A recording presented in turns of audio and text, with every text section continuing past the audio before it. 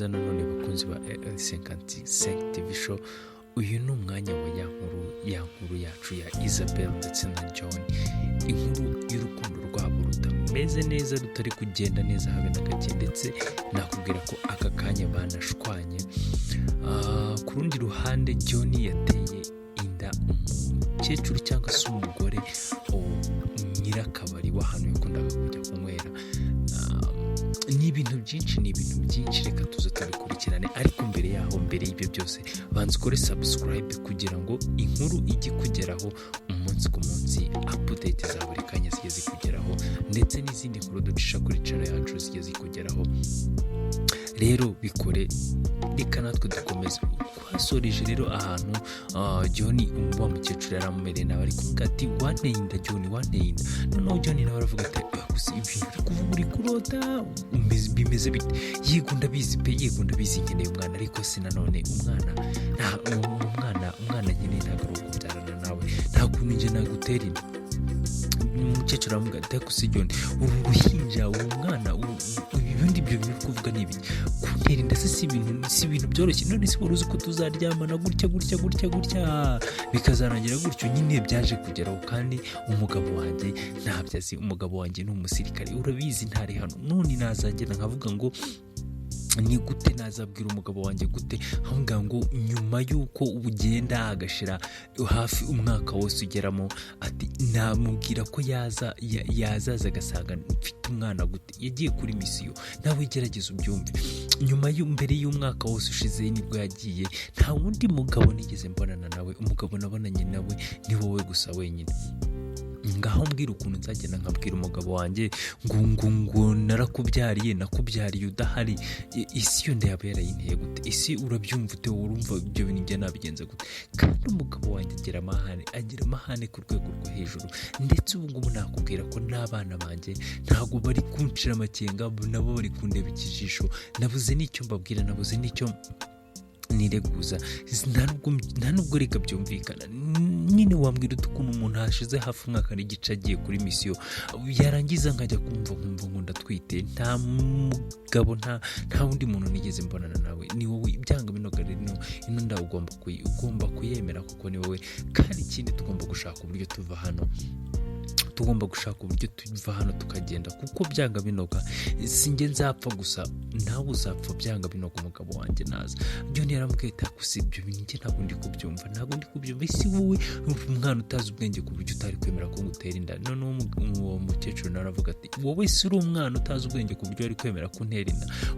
Twakabaye twaragize uko tubigenza, ariko nyine niba ibintu twarabikoze turi kumwe, tukaba byose twarabinyuzemo turi kumwe, n'ubundi tugomba kubinyuranamo. Ati se John, kuki utabimbwiye se hakiri kare? byibura ngo iyo nda tuyivanemo.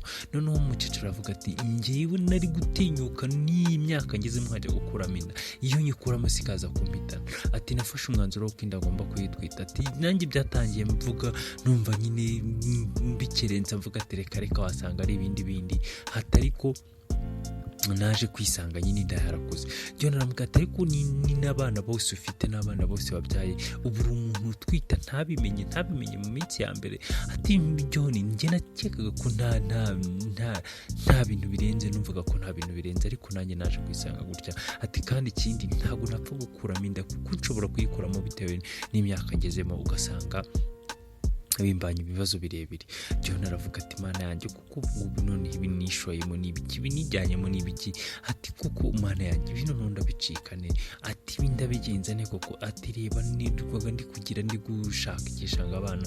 Ati none ubu nguyu aje sinzi uko ameze, niba ari umuvumo, niba ari iki, niba ari amakosa y'ibyo ndi kugenda nkora, Imana iri kumpanira.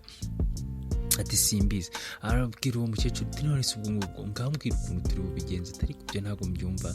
Ati nta nubwo mbasha kumva, nta nubwo ndanabyakira. Ati basi umuhaye akanya ngende mbitekerezeho. Yahise ahaguruka yirukanka, ahita agenda. Mu kugenda ku rundi ruhande narwo rero niko Isabel yavuye kwa muganga. Nyine bamwumvisha ko bamwemera ko nyine atwite, harimo undi mwana. Niba inda yaravuyemo havuyemo impanga y'umwana usigayemo. Ati ubwo rero wowe ntugire ikibazo, umwana wawe aracyari safe, hari mu nda ameze neza, nta n'ikibazo afite. Birashoboka nyine ko umuntu yatwita agatwita impanga, noneho havamo inda, birashoboka ko havamo impanga imwe indi ikagumamo. Ati ubwo rero umwana wawe aracyari muzima.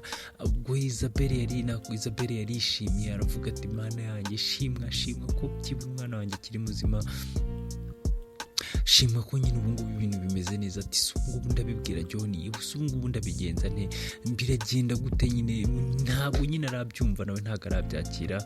Yaratashye mu gutaha ajya nyine, urabizi ko asigaye abana na fiye. Yagize kwa fiye rero aramubwira ati ewana nasanze ntwite, nasanze umwana wanjye akiri muzima. Noneho fiye aramubwira ati si ubwo ngubwo urabigenza gute, urabibwira John se? Nuza Isabelle aramubwira ati niyo wanyica niyo wagira ute, ntabwo nakongera kubibwira John, umwana wanjye n'uwanjye njyenyine, nta nubwo ari ngombwa akazanamenya n'umuryango wiwe, nta nubwo mbishaka, bizarangire kuriya. Noneho Isabelle aramubwira ati none se byanga bino ugomba kubabwira, ugomba gushaka uburyo nyine wagerageza ukabimubwira nyine. Ariko we ikintu Fiye agamije kinini cyane, wari kugerageza kugira ngo yigire umwana mwiza, ariko ku mutima we ntagashaka kubibwira John, kuko we na John bafitanye umubano wihariye. Rero we nyine ari kumwoshya amubwira ati ugomba kubabwira, kandi mbere yaramubwiraga ati byanga binoga ntuzabimubwire, ntuzagire n'ikintu na kimwe umubwiraho. Ngizi inshuti dufite rero aka kanya. Ubwo rero nyine Fiye yagerageje kumwumvisha ko nyine agomba kubimubwira, ariko akajya atambikamo akavuga ati ikibazo ni uko nyine ushobora kubimubwira ugasanga n'ubundi nyuma cya gihe nyine, wenda nyuma y'ikindi gihe arongera kwisubiranye. Ati yego ndabyumva, nyine uruhande rumwe numva ko akabimubwiye, ariko urundi nanone utakabimubwiye. Ubwo rero ni gufata umwanzuro. Hatariko ikindi wibuke ko njye ngomba kwimuka, njye ngomba kugusiga muri ino nzu, kandi iyi nzu nayo uzaba uyifitemo iminsi itarenze 5. Ati njye nijoro ndagenda. Tugura muri iyo minsi, nyuma y'iminsi 5 sinzi icyo uzaba urya, sinzi aho uzaba uba, urabona nanjye ngiye gutangira ubuzima. Ati ubwo rero sinzi ukuntu turi bubigenze. Twagarutse rero kwa John yaratashye, ari kumva yataye umutwe, ari kumva nyine atazi ukuntu ibintu bimeze. Yaragiye aragenda yegera papa we aramubwira ati papa sinzi ibintu umuntu akoze, sinzi amabara ndi gukora. Ati baze ko hari umuntu uri kumbwira ngo namuteye inda, ibaze ko hari umuntu uri kumbwira ngo aratwite. Noneho papa ahita yishima aravuga ati iyo nkuru si nziza mwana wanjye, iyo nkuru ndumva ari nziza, iyo nkuru ndumva ari nziza. Ahubwo si uwo muntu ninde? Ati papa ikibazo ni umudamu ufite umuryango, afite abana bakuru hafi tujya mu kungana. Ati nabuze uko mbyitwaramo. Noneho papa wahita arakara avuga ati naho ngaho muri urwo rwego ugezemo. Ati kumbi nkabona warirukanaga umugore wawe, kumbi nkabona ibyo bintu byose warakoraga biriya bintu byose. Ati kumbe ugeze mu bakecuru bakubyaye mwana wanjye, ariko ibi ni ibiki noneho mana yanjye, ibi noneho ndabikizwa n'iki? Noneho John akavuga ati papa mbabara nawe ureke kumbwira gutyo, nataye umutwe, basi wangiriye inama, ndabigenza gute? None papa akamubwira ati si umuntu ndamuzi bimeze bite? Noneho papa akamubwira nako John akamubwira ati papa ni wa mugore wo ku gasantere, wa mugore ufite akabari gutya na gutya. Papa akavuga ati aha, kandi narabivuze, nabibwiye mama wawe ariko ntiyabasha kunyumva, narabibonaga gakungu mwari mufitanye, guhararana mwari mufitanye, narabibonaga. Ati umugabo we karakwica mwana wanjye, umugabo we ni umusirikare, kandi uriya mugabo agira amahane, uriya mugabo ntakina, arakwica byanga binoga, arakwica nta n'ikindi kintu uri bwireguze. Ati kuko ubwo ngubwo ntabwo nkikubona nk'umuntu, ndi kukubona nk'umupfu. Papa we ati none se nako John akavuga ati nese papa nta n'inama wangira basi y'ukuntu nabigenza. Papa aramubwira ati rero ikintu nakubwira cyo, ntabwo nakwanga umwana wawe, ntabwo kwanga nyine umwuzukuru wanjye, ariko ikintu nakubwira cyo uragenda uganiriza uriya mugore ashaka uburyo acika, cyangwa se inda muyivanemo, mushaka uburyo muyivanamo. Ariko niba byamaze kumenyekana ko atwite, n'ubundi inda nta kundi kuntu yabigenza, nta kundi kuntu yahisha.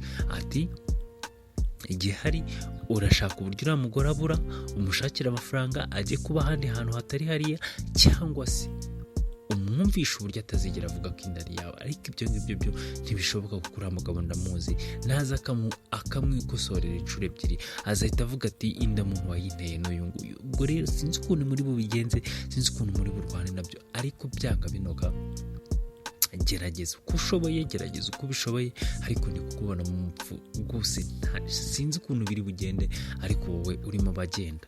Noneho ubwo rero twagarutse ku rundi ruhande kwa Isabelle nanone na Fiye. Ubwo Isabelle yaramubwiye ati bwari nijoro nyine, Fiye ari gupakira ibintu byose, aragiye nyine, nta kintu na kimwe asizemo aho, ikintu asizemo ni akamatera konyine. Mu gihe rero Isabelle ari kuzinga utuntu, ari kuzinga buri kimwe cyose, isesemi yaramwishe nawe, isesemi ikimwica ahita ashaka kuruka nyine. Isabelle aravuga ati Fiye bimeze bite, biragenda bimeze bite ko ndeba ufite isesemi wowe, bimeze bite? Ati nawe sura twite kandi. Fiye aravuga ati oya nta kibazo mfite, ariko isesemi iramuganza ashaka kujya kuruka. Noneho Isabelle aravuga ati nyamara ufite ikibazo, basi urwaye iki nyine, urwaye iki? Gusa Fiye afite ubwoba, ese Fiye aratwite nawe se bimeze bite? Gusa nyine yakomeje kwihagararaho, aravuga ati oya nta kibazo mfite, ndetse azinga ibintu bye byose aragenda. Nyine hari imodoka yaje kumwimura, aragenda. Isabelle asigara aho ngaho, avuga ati se mana yanjye, ko nshimye noneho ntwite, ko nshimye mfite n'umwana, ese ndaza kubaho gute, ese biraza kugenda gute?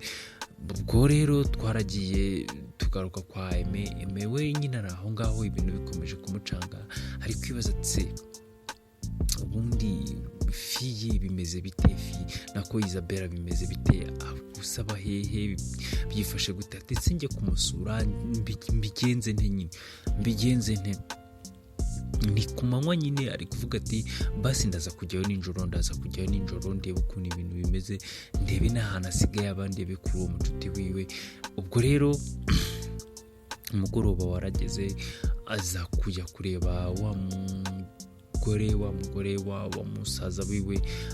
Mu kugerayo yarakomanze nyine, handi Fiye yabaga yarakomanze, ariko abura umuntu umukingurira. Ni nijoro nyine, ni nka saa mbiri z'ijoro, yabuze umuntu umukingurira, arakomanga, ageze aho arashaka uburyo asota. Mu gusota rero yaragiye yinjiye, abura umuntu urimo aho ngaho.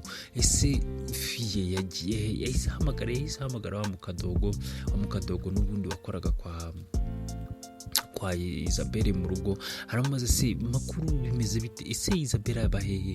Noneho mukadogo aramubwira ati nene se Isabelle aba kwa Fiye. Ati hari ahandi hantu se yagiye? Ati Isabelle nta wundi muryango afite, nta handi hantu azi, nta handi hantu agira. Ati rero ahantu aba kwa Fiye.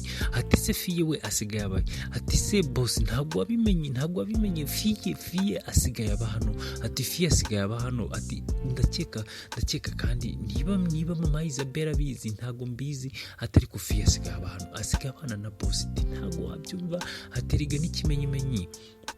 Ati ko nabonye ari ameze nabi, se ameze nk'umuntu nawe utwite. Ati ushobora gusanga nyamara John mukuru wawe yaramuteye inda. Ati sinzi nyine, ariko ndi kubona bimeze nk'abantu bari basanzwe babana. Noneho aravuga ati ko si ibyo bintu bishoboka bite? Ati njye ntabwo mbyumva. Ati none se amaze igihe kingana gite? Umuhungu aramubwira ati yamaze umunsi wose guhera ejo. Ati kandi numvishe nyine bari kuvuga ko nyine Isabelle bamusizemo aho ngaho mu nzu, ntacyo kurya, nta n'ikintu na kimwe. Ati nanjye nagerageje kumuzanira utwo kurya kare, ariko nasanze nawe hari. Ati ubungubu numvaga ko wenda yatashye, numvaga ko wenda yajemo aho ngaho. Ati ariko ntungwe no kumva ko ntawe hari nyine. Ati se ubungubu yaba yagiye? Noneho aravuga ati oya njye ntabwo ndi kubyumva, Fiye ari kubana aho ngaho na mukuru wanjye. Ati rwose yaje n'ibintu bye byose, n'imyenda ye n'iki byose, yapakiye imodoka, ibintu byose yabizanye aha ngaha.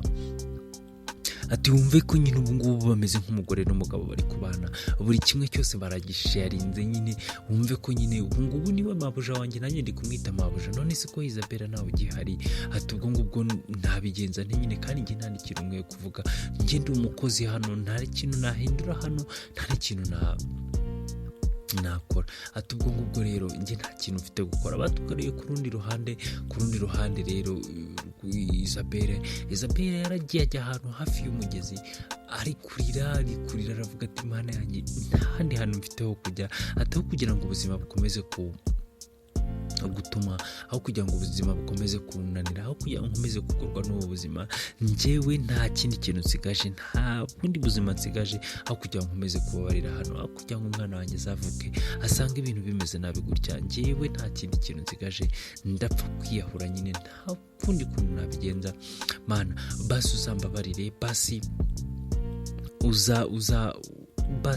ntuzambare iki cyaha cyo kwiyahura, basi ntuzabare ko nishe umwana wanjye, ariko nanone nta kintu cyo kurya mfite, nta kuba mfite, ati nta kundi ubuzima rero nazabubamo, basi niba ari ukunguka Umana wabishakaga, niba ari ukunguka washaka ko ubuzima bwanjye buzarangira, reka niyahure n'ubundi, nta kindi kintu nsigaje, ni ukuri kw'Imana Mana uzambabarire, nta kundi nyine. Ubwo rero ntago tuzi ese Isabelle agiye kwiyahura, ese biragenda bite, nta kundi amaze kuzigaranya yazashobotse kukurikirana kandi gace k'ubutaha.